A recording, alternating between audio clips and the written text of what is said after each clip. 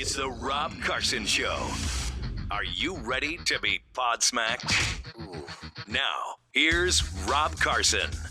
Hello and welcome to episode number 107 of the Rob Carson Show podcast. It is a tremendous honor to be here today. I want to thank those of you who are listening, well, all over the country, but I want to thank redmaryland.com for carrying the podcast. Every day they share the podcast link on their glorious website.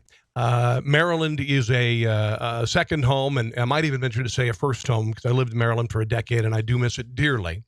But redmaryland.com helps me keep my feet in Maryland, a glorious place. So Red Maryland, God bless you. Thank you. Also want to thank sponsors. Fountain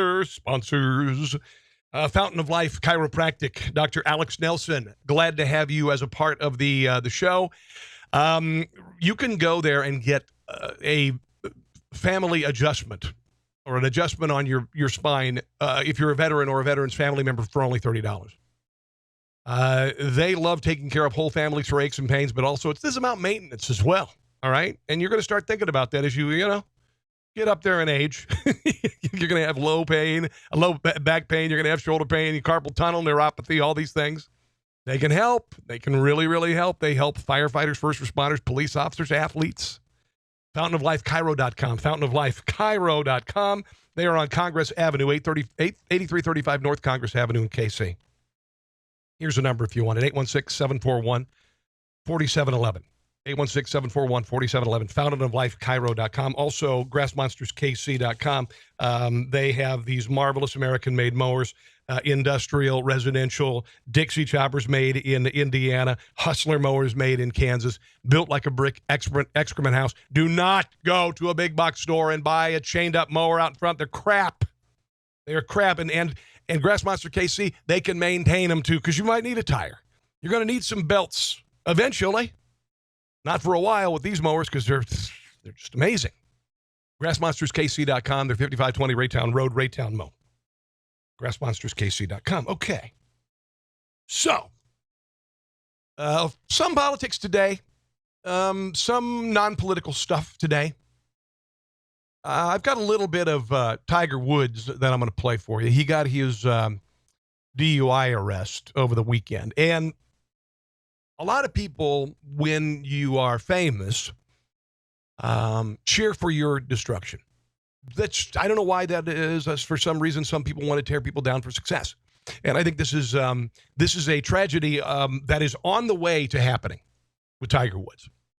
Apparently, he didn't have alcohol in his system. He's on some sort of pain meds, and he had back problems, right? And this generally, the direction this is going to go in. Athlete, chronic pain, opioid pain meds, opioid pain med abuse, rehab or death. Here's a little bit of the dash cam video. When I tell you to, I want you to close your eyes and tilt your head backwards, and you're going to recite the entire English alphabet in a slow, non-rhythmic manner, meaning you're not going to sing it, okay? Do you understand the instructions? Okay, what were the instructions? Not to sing the national anthem backwards. Not to sing the national anthem backwards? You may begin when you're ready.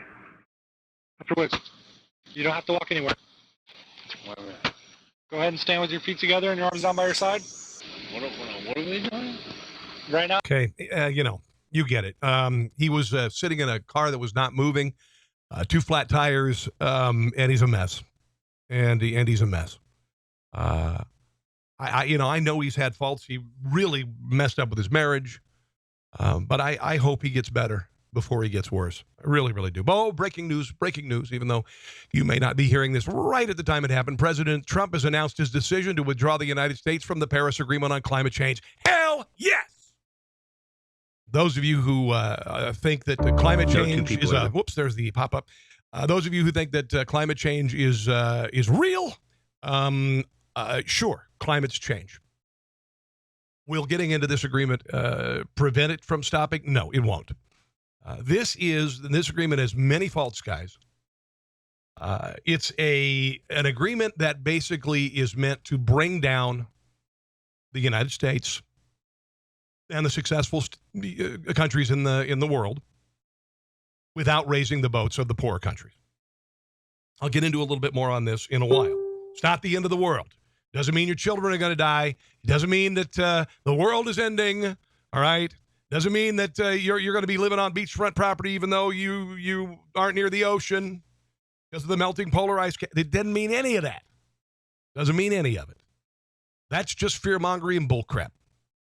I would be remiss if I didn't mention the tweet from Donald Trump the other night. This happened, I think it was over the weekend. Despite the constant negative press, COVFEFE, COVFEFE. Now, is that an acronym? Is that like POTUS or SCOTUS or Lotus? Is that no? Oh, I don't know. Despite the constant negative press, COVFEFE. I don't know. Now, I mentioned on Twitter the other day, and I got a rebuke from a conservative Twitter feed and said that you're not going to make any fans by talking negatively about Donald Trump. And I said, maybe he's a guy who busts his butt. He works 24/7. He's up at midnight the other night. 70 years old. He might have just slipped. He might have been he sent it without a spell check. Who knows? But of course, I immediately made an enemy, and I'm a Donald Trump supporter, guys. But here's what Sean Spicer said about it in a press briefing yesterday. Do you think people should be concerned that the president posted somewhat of an incoherent tweet last night and that it then stayed up for hours? No. Why did it stay up so long? Is no one watching this? No, I think the president and a small group of people know exactly what he meant.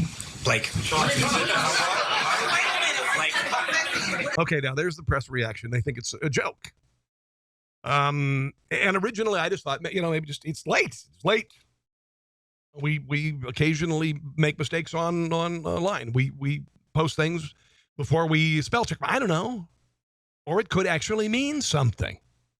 I don't know. Here's a montage of reporters yesterday trying to pronounce it. The true meaning of COVFEFE is enjoy. The typo Kofifi. Kofefe? Kofefe. C-O-V-F-E-F-E. Kofifi. Kofefi. Kofifi. Kofifi. Kofifi. Konfifi. Kofefi. Kofefe. Kovifi. Confefe happened today, and then he's going to pull out of the Paris Where's Accord. kafif? Kafef? You say kafif, I say kafef. She spelled kafafi, or whatever. I think it's Kofifi. Kofefe, however you want to pronounce it. Kofif, kofef. None of us really know how to say this. I don't know how to pronounce Confefe. Okay. So I'm done talking about it. I think we've said enough about it. All right, let's talk about something else that is on people's minds, in people's heads. Kathy Griffin. She's been let go from CNN. And, did you watch CNN's coverage of the New Year's Eve party with Anderson Cooper and her? She always made herself like an idiot. She always said things were inappropriate, did things that were inappropriate, whatever. The question on everybody's mind online today is, did she break the law with the photo of a decapitated Donald Trump? Apparently, no. Threats knowingly and willfully made against the president-elect, vice president, or vice president-elect are a Class E felony under federal law that includes any threat to take the life of, kidnap, or inflict bodily harm upon those officials. Now, in Griffin's case, there was no question the photo of her holding a mock Trump head is protected speech. This according to Stanford law professor Nathaniel Persley. And I agree. The photo did not directly threaten the president, didn't urge other people to harm him, according to Persley. People are allowed to wish the president dead up to a point they express a real intent to harm him. To threaten someone, you need words that encourage some sort of action. Those words are absent in Griffin's photo. Now, there was a movie when George Bush was president that featured his assassination. And it was given rave reviews at Cannes. Nothing ever happened from that. Now, in 1969, Supreme Court overruled the conviction of Robert Watts, a young man accused of threatening Lyndon Johnson. Watts said at a 1966 political rally he was not going to be drafted to serve in Vietnam, added, if they ever make me carry a rifle, the first man I'm going to set my sights on is LBJ. Supreme Court ruled Watt's statement, which is much closer to meeting the definition of a threat than Griffin's photo. They said it was crude political hyperbole. In light of its context and conditional nature, Watt's speech did not constitute a knowing and willful threat against the president, blah, blah, blah. So what she did was not illegal. Despicable. Don't get me wrong. Despicable. But not, not a threat. Not a threat. New headline, apparently Donald Trump, this is in Yahoo News, Donald Trump becoming increasingly isolated and stressed as he demands of the presidency take its toll. CNN said that he now lives with himself, which is a dangerous place for Donald Trump to be. This according to one source close to Trump. Of course, it's another unnamed source, right? I see him emotionally withdrawing. He's gained weight. He doesn't have anybody whom he trusts. Kafevi.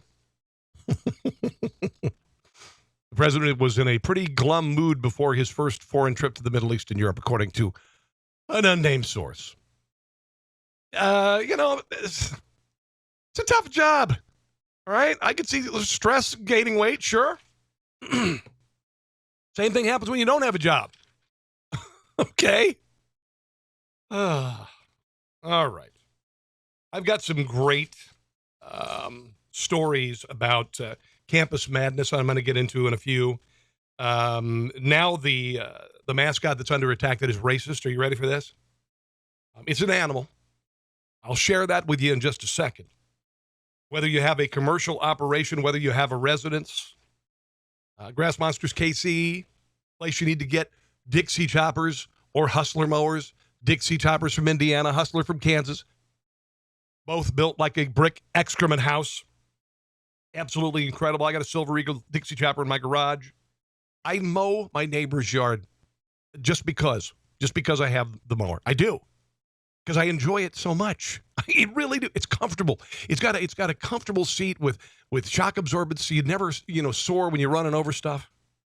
If you're running over tree roots or whatever. Amazing. Hustler mowers the same way. Absolutely terrific. They've got terrific warranties on the Fast Track, a 4-year, 400-hour warranty for everything. 3-year, 300-hour on the Raptor SDX. These are really cool. The only way you can truly experience them is go and see Grass Monsters KC, 5520 Raytown Road, Raytown Mo. Check out grassmonsterskc.com and tell Andrew, if you see him, that Rob Carson sent you, right? LSU says that, some students at LSU are saying that the tiger is a racist symbol from the days of the Confederacy and demands that the school change the mascot in order to offend black students. Now, LSU Tigers, Missouri Tigers, a lot of tigers in the country, has never been an issue. It has never been an issue with black students.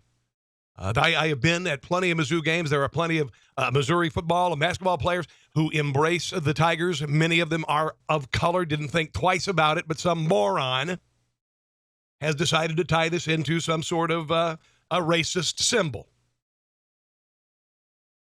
Petitioner writes, Louisiana State University named their mascot the Tigers, and they named it during the height of the Jim Crow South Democrat policy. This was a time when black men feared for their lives and were treated as subhuman. The symbol is the most prevalent Confederate symbol in the United States. Now, I don't think so. I think the Confederate flag is. The petition then goes on to explain that the white men who chose the Confederate symbol were known at the time for their violent and racist nature.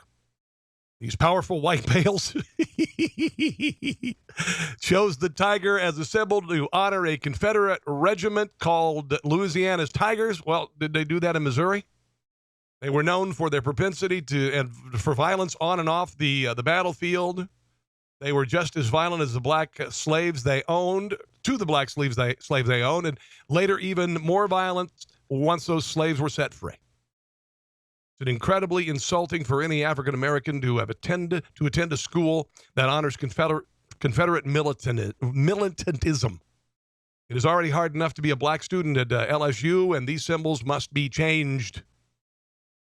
The petition also objects to the live Mike the Tiger mascot, which is kept on campus in a state-of-the-art $3 million habitat. One of the largest and most well-equipped tiger habitats in the world. 500 signatures on this. 453 supporters as of Thursday. We'll see if they capitulate. Like Evergreen State. Oh boy, I want to get to Evergreen State in a second. It is remarkable. And then I got a couple political stories I do want to get to today that I think you're going to enjoy. I had mentioned in my last podcast episode 106, I call it the madness of Queen Hillary. Keith Olberman is doing the same thing. He's going bat guano crazy. So we're going to share some audio. His latest demand, he's like these college students. They make demands, and he has no intellectual or physical currency in the form of a lot of people who support him. All right, so I'll share some audio from him in a second. He's saying that Donald Trump's son-in-law, Jared Kushner, needs to be arrested immediately. He's demanding it. Berkeley is considering banning plastic straws in an effort to make the city more environmentally friendly. 3 members of the Berkeley City Council proposed legislation in the final week of May that would ban plastic straws. Okay? City has previously banned plastic bags, placed an extra tax on soda. Sophie Hahn, one of Berkeley's 8 city council members, we need to change our habits, she says. It's good for the fish, which we eat. It's good for the children who are exposed to PBEs and the plastic, according to that.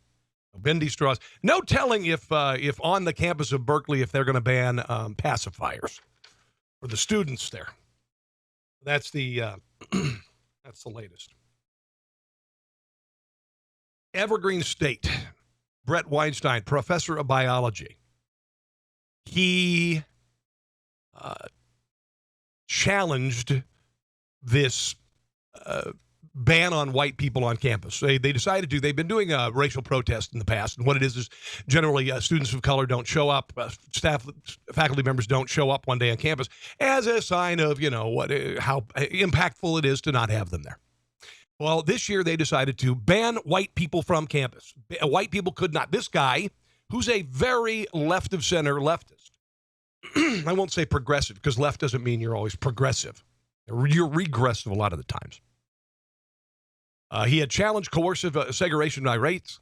He contends that the protests in late May also resulted from the school's Equity Council, which Weinstein argues favor the discredited concept of equality of opportunity.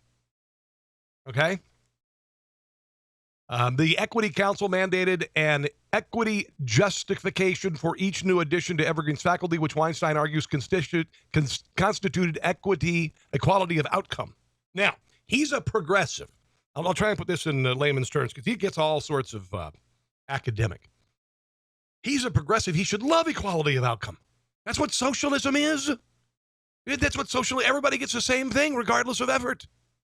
It's about evening the even playing field. It's about taking from those who've succeeded and giving it to those who haven't. He should love it. He should love this. But when he's a victim of it, then suddenly he's not a fan anymore. Equity of outcome. This is his, he wrote a piece, an editorial on Tuesday. He says, I could accept the plan and let the intellectual descendants of critical race theory dictate the bounds of permissible thought to the sciences and the rest of the college, or insist on discussing the plan's shortcomings and be branded as racists. Most of my colleagues chose the former, and the protesters were in the process of articulating the terms. I dissented and ended up teaching in the park, and he had to leave campus because he was physically threatened.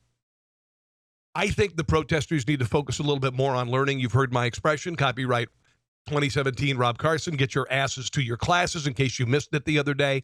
At one of the protests, an Evergreen student read an edict, a statement, and I'll let her reading vouch for what she needs to focus on, academia or protests. Has demonstrated anti-blackness in the pigeonholing, charging, and sentencing of 2 black trans disabled students based on false racially charged allegations. Sorry. Excuse me. Okay. That sounded like me reading with my daughter when she was in first grade. Get your asses to your classes. Unfortunately, the president of this university is caving. There is a new report out today that Evergreen State student protesters literally held people hostage, kept them from leaving their offices. Get your asses to your classes. No excuse for this. So done with it. So done with it. Keith Olbermann.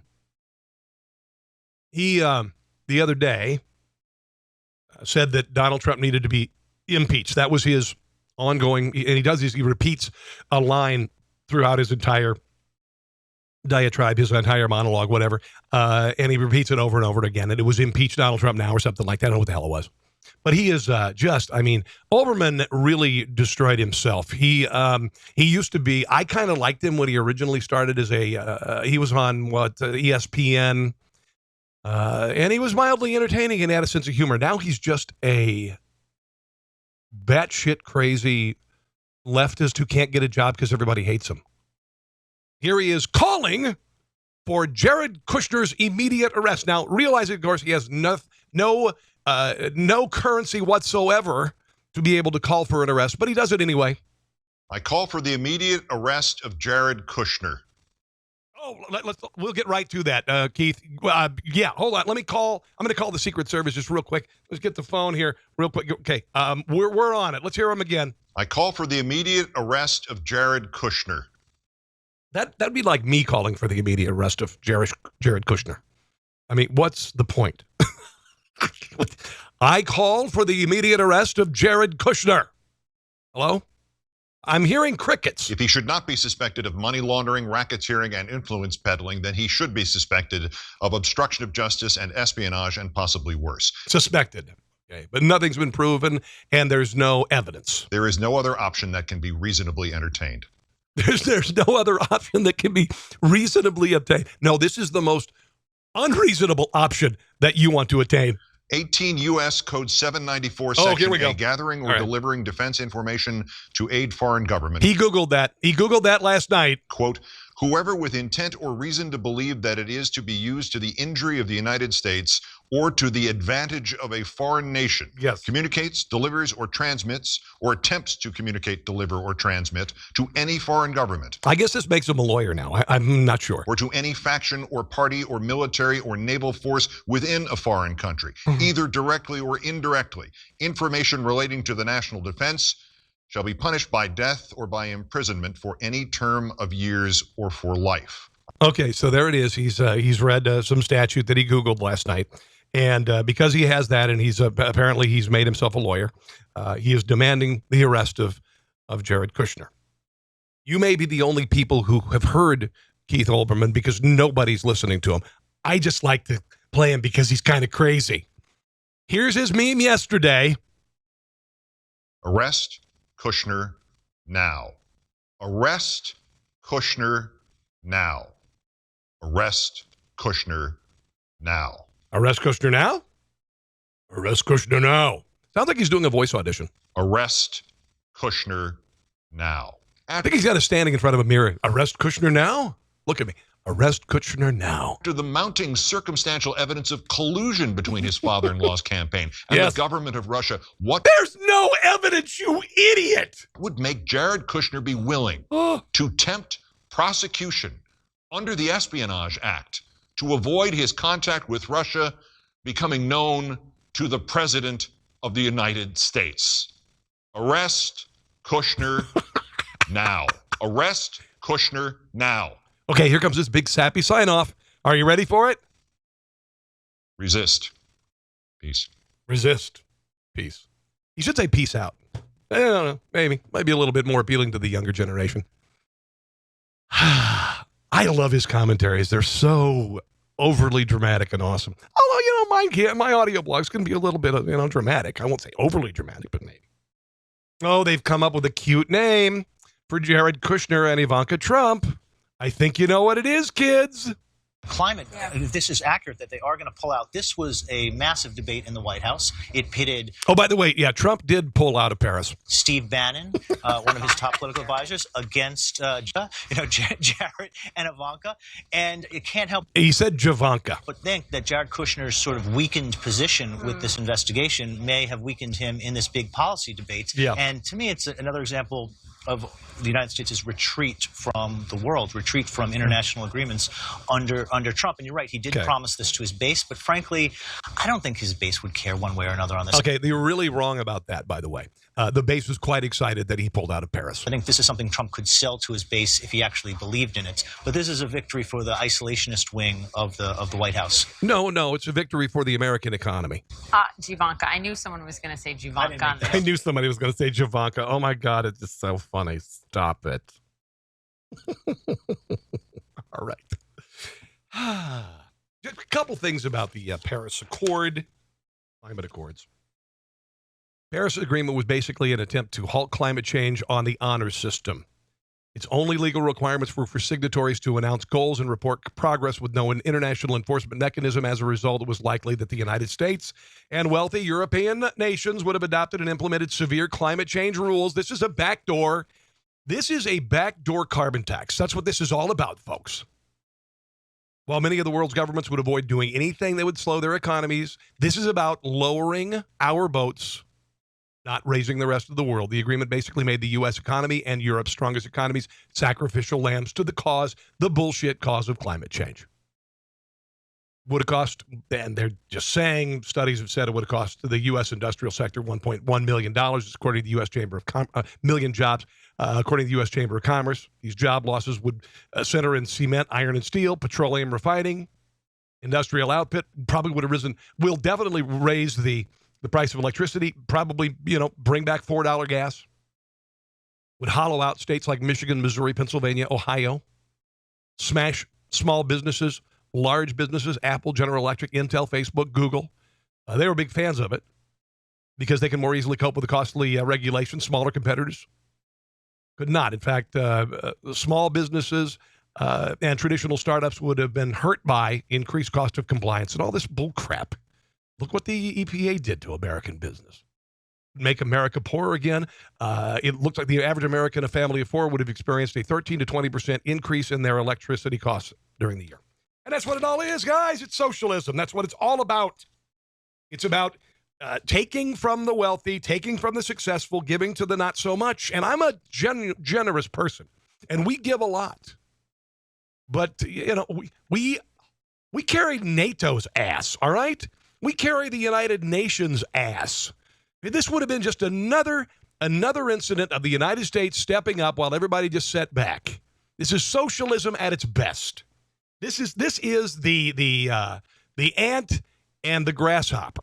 All right, the ant works all year and or all summer and it gathers all the food. The grasshopper shows up at the end and wants to eat it all. That's socialism, kids. Socialism. This is an interesting story. And tell me that socialized medicine wouldn't have done this for the entire country and could. Newly released video reveals that health insurance companies seeking to keep their costs down now can include assisted suicide as a viable option for the terminally ill when those patients live in a state that has legalized assisted suicide. Imagine if the government ran health care, keeping down costs. Patients' Rights Action Fund, PRAF, releasing a video in which a physician discusses he is now encountering insurance companies that refuse to reimburse life-saving treatments for terminally ill patients who live in states in which assisted suicide has become legal because they now can recommend less expensive, lethal drugs for ending their lives. Here's the PSA. I chose to become a physician because I wanted to make a difference in people's lives. Recently, I had two different patients, and both needed life-saving procedures. When requesting a transfer to a center in their home states, one's in California, one's in Oregon, the insurance medical directors I spoke with said they would not cover the life-saving procedure that we'd requested. But hey, by the way, have you considered assisted suicide? Quite frankly, I was stunned. This is something we didn't talk about, we didn't request, we didn't ask for. By the way, assisted suicide gets rid of expensive end-of-life care. Take a pill. Remember Barack Obama? Rather than having the operation, you take a pain pill. How about take a pill that just ends your life? Much as most insurance companies try to come across as your best friend, they want to do whatever the least costly thing is. It's a lot cheaper to grab a couple drugs and kill you than it is to provide you life-sustaining therapy. Now, in New York, it is against the law to promote a suicide attempt. So there may be some legislation coming to these states. I hope there is. Over the past 30 years, by the way, since it was legalized in the Netherlands and Belgium, euthanasia has devolved from assisted suicide death, not only for terminally ill, those who are chronically ill, from those with physical illnesses to those with psychological illnesses, from adults to children, and ultimately to those who are just simply tired of living. I'm thinking about the reasons why people kill themselves. You know, don't try suicide. In countries like the ones I just mentioned, they're promoting it. You know, kind of scary. Kind of scary. All right, a couple of, kind of non sequitur, kind of fun stories to wrap up the podcast today. And before I do that, I do want to mention the politically incorrect swag line that I have out. I'm working with a guy named Sam Cangelosi, and we've got some terrific designs just in time for Father's Day. Politically incorrect stuff, Kansas City-centric stuff, Missouri and Kansas-centric stuff, Maryland-centric stuff. We've got a Maryland design that says Crab Lives Matter. You can put it on T-shirts. You can put it on laptop covers. You can put it on onesies, whatever. Just got a new one now. It has a picture of Jan Brady on it. It says, Russia, Russia, Russia. So go to my Facebook page, Rob Carson Show, Facebook at Rob Carson Show. It's pinned at the top. Go shopping. Go shopping for your dad. All right? It's my new venture. You waste 29 hours a year following bad advice from your GPS. This is great. I use Google Maps, and there are many times, and then she'll get confused, and oh, man. Whether you use Google Maps, Waze, Apple Maps navigation system built into your car, the 2003 Garmin should be in the landfill right now. This according to the Telegraph. You waste 29 hours a year because of bad advice. The main ways they waste our time is by giving us confusing directions, so we have to backtrack, picking dumb routes. Picking dumb routes. And they'll tell you to go this way, and you're like, what the hell? And you could have just gone this way. You think about the technology, though. It's pretty freaking amazing, right? That I can go just literally 100 feet to the end of my cul-de-sac, and the GPS knows exactly where I am on the earth. Exactly within feet of where I am on the earth. It's in my phone. If you average it out, your GPS costs you about a half hour a week. Survey also found 47% of us have gotten into a shouting match with our GPS, even though it's not a person who can't hear you. Oh, man, yeah. Who hasn't done that? Who hasn't done that? Oh, man. My wife still carries an Atlas in her car. I know. America throws away enough food each year to feed most of the world. Americans dispose of 40% of the produce they buy. Johns Hopkins University says this. 31 to 40% of the food we buy, we throw away. Americans are throwing away food even while 42 million Americans live in homes without sufficient access to food. That's a bullshit statistic, by the way. That 1 in 5 people are food poor in this country is bullcrap. It has been rebuked. And a lot of it is when people don't know when food is unsafe to eat, they'll throw it away even though it's fine. When I go shopping, guys, I do grocery shopping in stores all over the place. And I go to Walmart. I go to Hen House. It's a store here in the Kansas City area. And I go on the days that I know that they're about ready to discount things by half.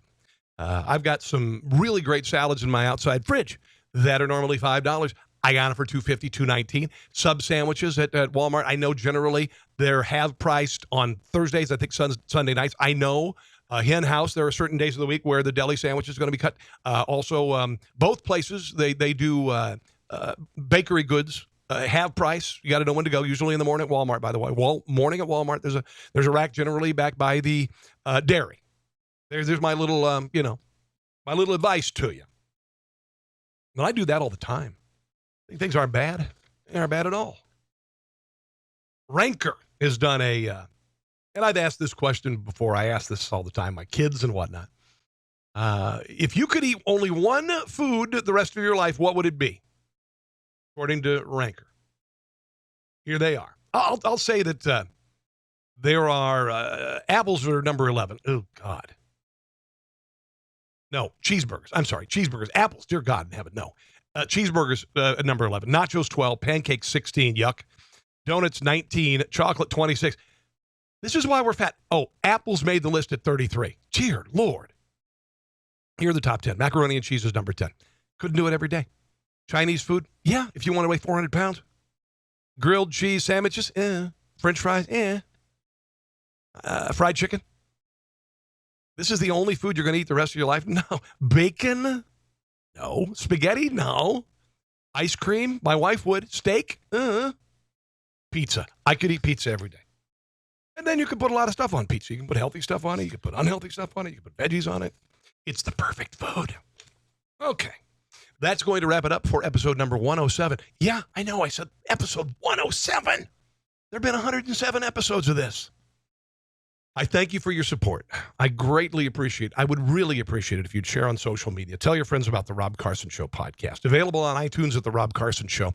Available at Audio Boom, The Rob Carson Show. Available on SoundCloud, The Rob Carson Show. And on TuneIn, coming to iHeartRadio. Just Google The Rob Carson Show podcast. You'll find out where it is. Download it. Share it. Thank you. Thank you to my two sponsors with more coming.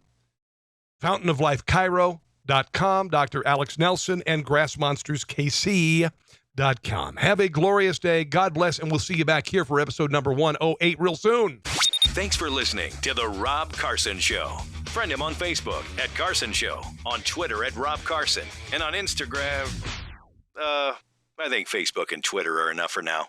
We'll see you soon.